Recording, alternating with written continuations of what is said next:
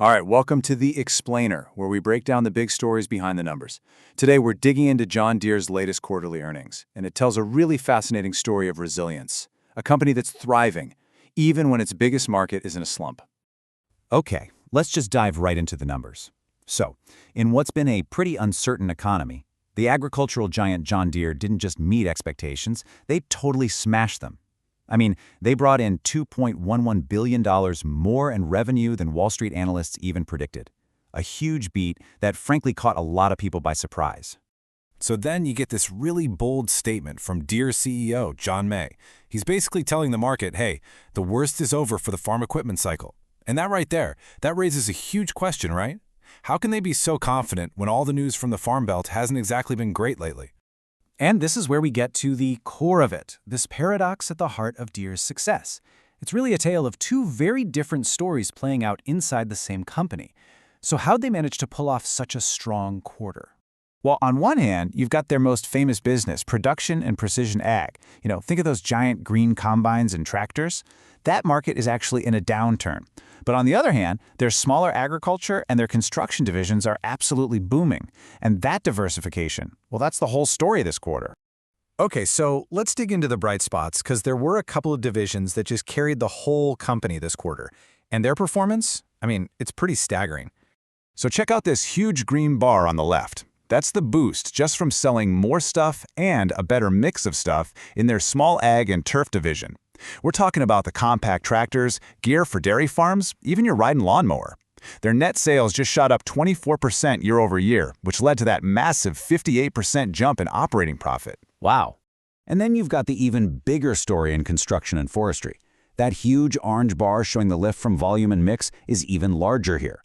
Their sales rocketed up 34% from last year, causing their operating profit to more than double. Just an incredible performance. So, you might be asking, where did all this growth come from? Well, it wasn't an accident. It was really fueled by these big economic trends. Things like all that U.S. government infrastructure spending, huge demand from equipment rental companies, and, hey, even the construction of new data centers. It all led to their order books growing by over 50% in just one quarter. Okay, but that's only half the story. To get the full picture, we have to talk about the part of the business that's having a tough time, and that's the big-ticket farm equipment. Yeah, so look at this chart. That first bar, totally different story from what we just saw. It's actually showing a negative impact from sales, a $61 million decline. And that's a huge reason why their operating profit just fell off a cliff, down a steep 59% compared to last year. And look, this just reflects what's happening out there in the broader market.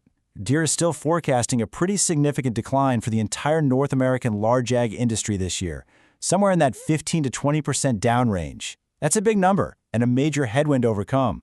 But it's not all doom and gloom here. On their earnings call, Deere's management talked about seeing signs that demand is starting to stabilize. They pointed to what they call green shoots, little signs of life. Things like orders for big tractors picking up a bit, and maybe more importantly, the amount of used equipment sitting on dealer lots is coming down, and that helps clear the way for new sales. And as if the market downturn wasn't enough, you've got this other huge weight on profits, tariffs. We're talking about a projected cost of $1.2 billion this year alone. That is a massive hit to the bottom line, and it really hurts that large ag segment the most. Okay, so you've got this totally mixed picture, right? Booming construction, but struggling big ag. So why on earth is the company actually raising its forecast for the year? How do they justify that kind of optimism? Well, the answer is right here in the numbers. They still expect large ag to be down for the year. But look at the other two divisions. The powerful growth there, they're both projected to be up around 15%, is just more than enough to cancel out that decline and pull the whole company up. And they're putting their money where their mouth is. They took their profit forecast for the whole year and bumped it up significantly. They went from an initial $4 billion to a new range of $4.5 to $5 billion. Now that is a powerful signal to send to the market. And look, they aren't just sitting around waiting for things to get better. They are actively investing through this downturn. They're launching brand new excavators they designed themselves.